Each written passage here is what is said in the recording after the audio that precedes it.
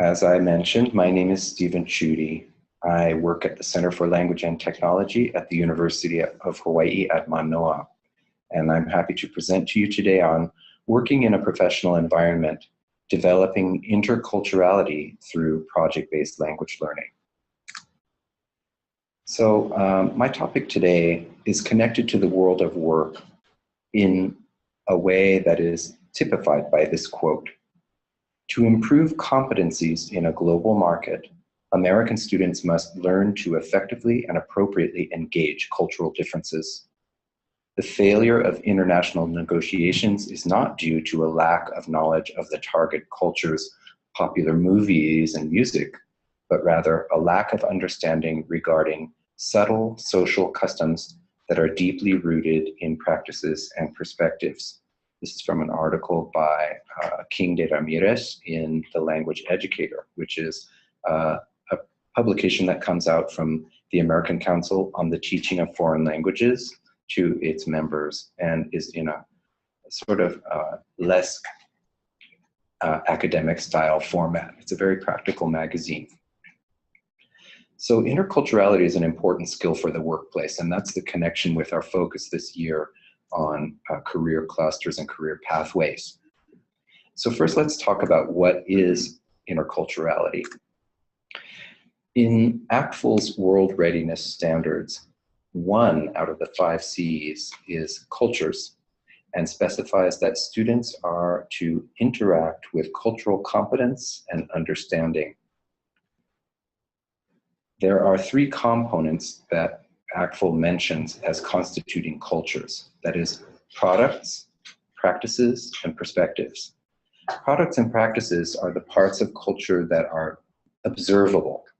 They can be cultural artifacts such as clothing, food. They can be customs such as festivals. And practices are similar. There may be dances or traditional styles of storytelling or poetry. But perspectives are the attitudes, the mental dispositions that underlie, that are culturally determined, and that underlie products and practices. So ACTFL specifies that learners should use the language to investigate, explain, and reflect on the relationship between the practices and the underlying perspectives, as well as the products and the underlying perspectives. The problem is, if cultural perspectives are hardly visible, the parts of culture that are visible, that are easy to see, are characterized by Edward Hall in his famous book, Beyond Culture from 1976, as being the top part of an iceberg, most of which is invisible under the water. But that underlying layer is the truly important part, because it is the actual bedrock layer of mental dispositions that represent a set of cultural values. And so a major challenge for our learners' acquisition of interculturality is this invisibility of many aspects of culture that belong to the below water layer. So in this illustration, you'll see that there are abstract values such as competitiveness, work ethic, beauty ideals that are in the underwater part of the cultural iceberg, and that the parts above the water, while readily observable, are not really the most important parts. So understanding another culture is not just a matter of accumulating facts and knowledge. That is, the cultural capsules that you sometimes see in a textbook. It means understanding attitudes, values, ways of thinking and interacting. And it means developing skills and dispositions that give the learner a new perspective on his or her starting cultural framework and allow the learner to interact appropriately in a variety of cultural settings. So it's not really possible to give a recipe for cultural knowledge.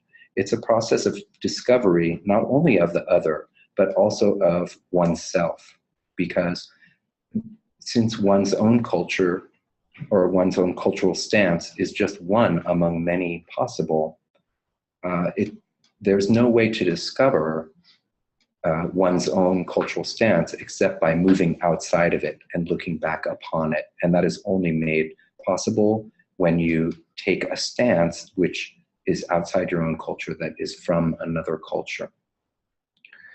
All right, so we're faced with a real challenge. Now, let's talk a little bit about how we access student knowledge about these dispositions, these ways of behaving appropriately.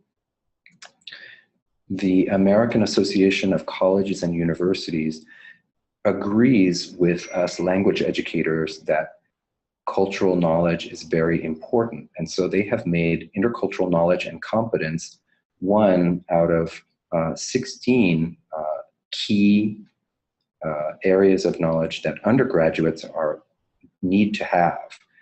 So this rubric that they have created for assessing students' intercultural knowledge and competence is not just for learners of foreign languages. This is supposed to go across the entire undergraduate curriculum, that in all fields of study, students should strive, or that we should strive to give students cultural self-awareness, a knowledge of cultural worldview frameworks, empathy, verbal and nonverbal communication, which is cross-cultural, and curiosity and openness.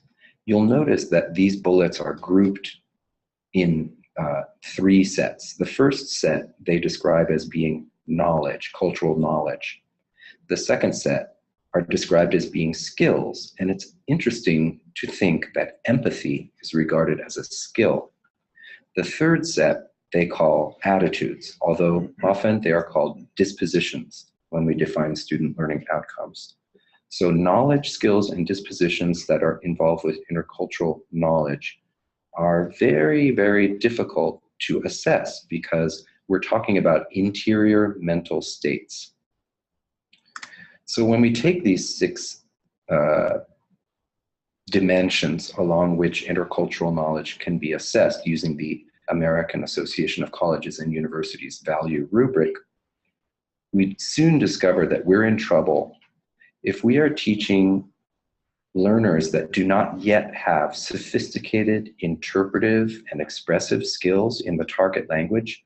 How in the world are we supposed to access students' knowledge using only the target language? After all, the only phrase that we see here that has to do with using a second language is verbal communication. Everything else on the page we would have to access through different means in order to assess it.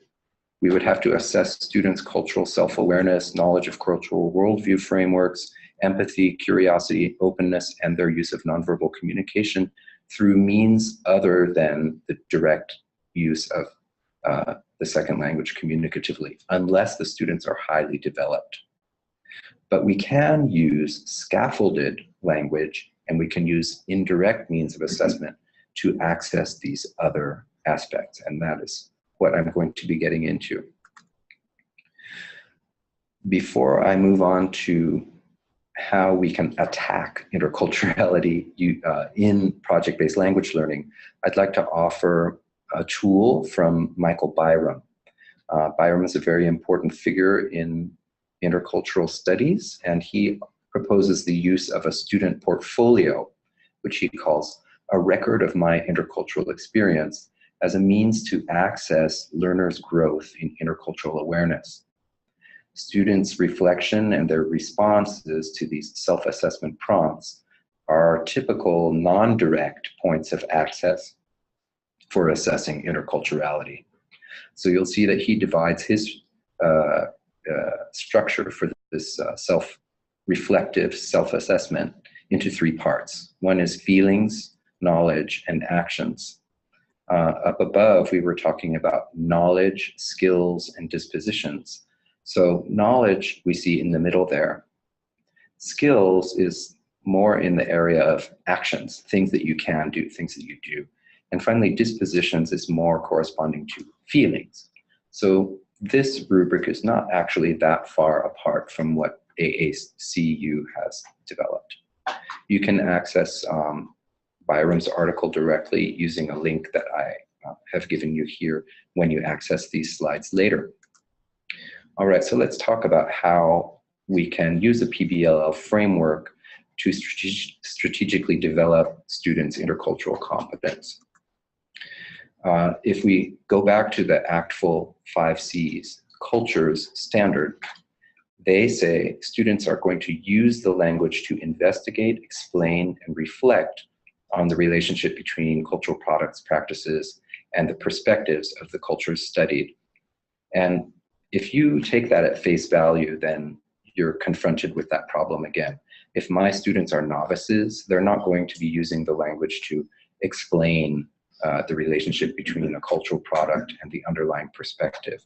So we really have to qualify this culture's standard and say that students will use the language with appropriate scaffolding to investigate, explain, and reflect on the relationship. Now, if we take this point of view that we're going to scaffold the students heavily enough that they will be able to investigate, explain, and reflect, then we begin to have a handle on how we can use ACTFL's Cultures C in our PBLL context. And there's one more thing that we shouldn't forget, which is the connection of the Cultures C to the Comparisons C. And one of the two aspects of the Comparisons C is that students are performing a comparison of the target culture and their own culture. And it is only through this comparison that students can acquire the kind of knowledge that we're targeting. So what tools can we use to do this kind of investigative comparison? I'm going to propose to you, for your reference, Cultura. Cultura is a telecollaborative project started at the Massachusetts Institute of Technology in a French language class, and it's been running for many years. And actually, many people have become interested in it and have used it in a variety of languages, and they've made variations on it. And it aims to develop students' ability to understand another culture. So today, let's learn a tiny bit about Cultura. Cultura uses a comparative approach. So two classes of students from two different cultures interact online, and they analyze and compare similar materials that are drawn from their respective cultures that are juxtaposed online. And then, having observed and compared those things, they exchange perspectives about these differences and similarities in online discussion forums. Now, students from two different cultures can interact online, but simply putting them online together doesn't guarantee that they will communicate or develop intercultural competence. Their understanding has to be constructed around specific materials and tasks.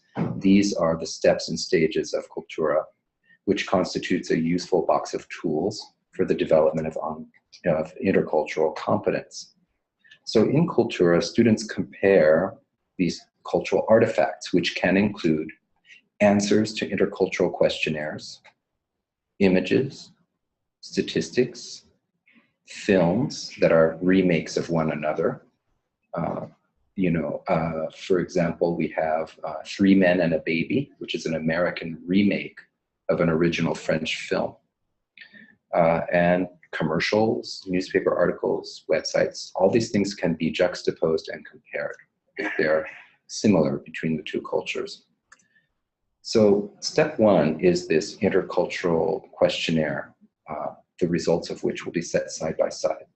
So these are student-generated materials. The students from both groups, for example, in Cultura, this is a class of students at MIT who are learning French, and a class of students in France. They will answer in their own first language a set of identical questionnaires. The questionnaires can be word associations, sentence completions, or hypothetical situations.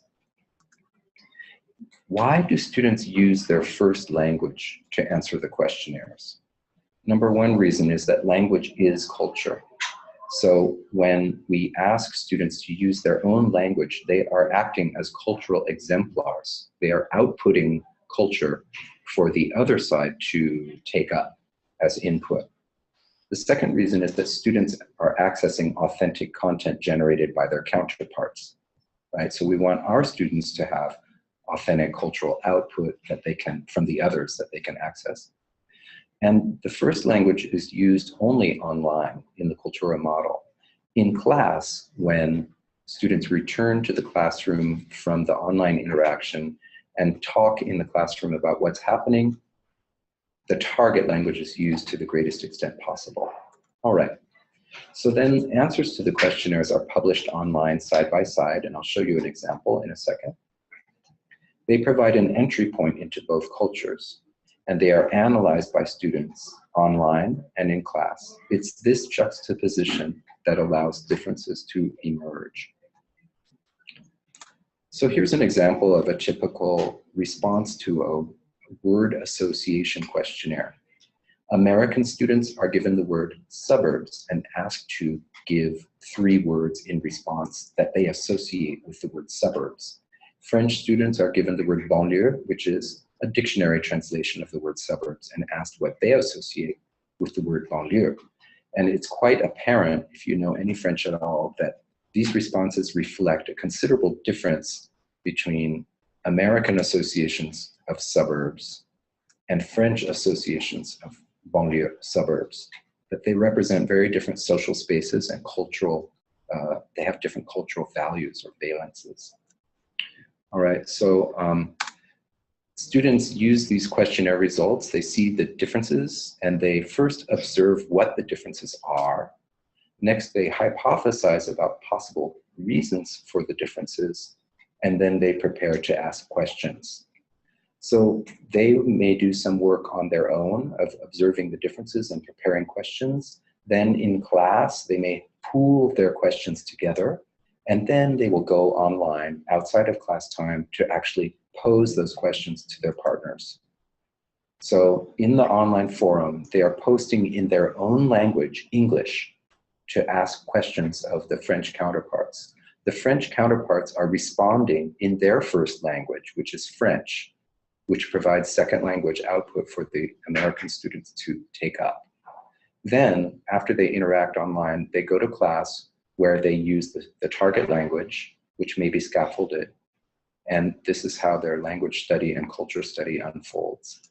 So in class, basically, the students are taking responses from these questionnaires and trying to discover patterns in the responses to the questionnaires. You see them working here on a whiteboard, talking about, they were asked about what is a polite person? All right, so these online forums that they're participating in, it's not just one forum, there are multiple topics. They are collective and they're open to all students. They are asynchronous, so it's not a real-time interaction. They're written, each person uses their first language, and they're led entirely by students. So the end goal is not to create a consensus among all the students, but rather to enable a discussion where issues are raised and debated. Now, this still sounds like a fairly advanced class. So as we move on, I think we're going to have to explore how we could use this at the novice and intermediate levels. I'm going to skip over the things that the learners do in the online forums. You can look at this later at your leisure.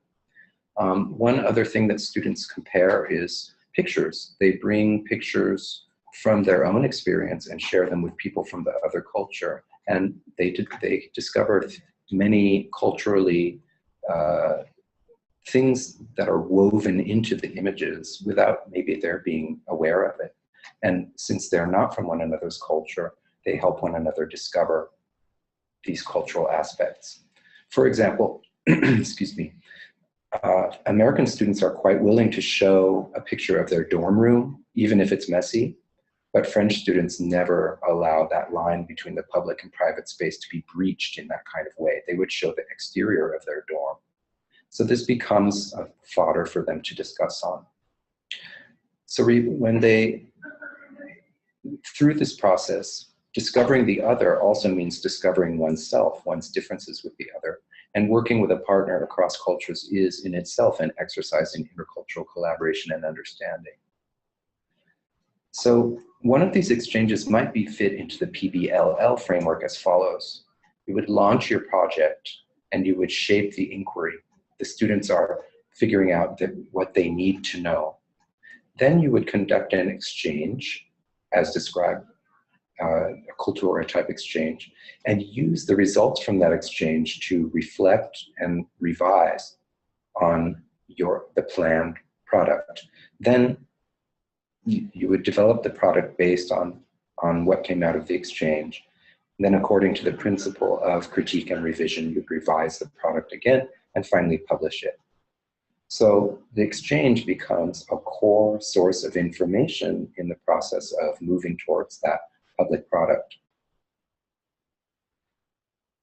The question is how to fit the exchange inside your project, how to find a partner, work out logistics, design the exchange, execute the exchange, and then use the results in your project.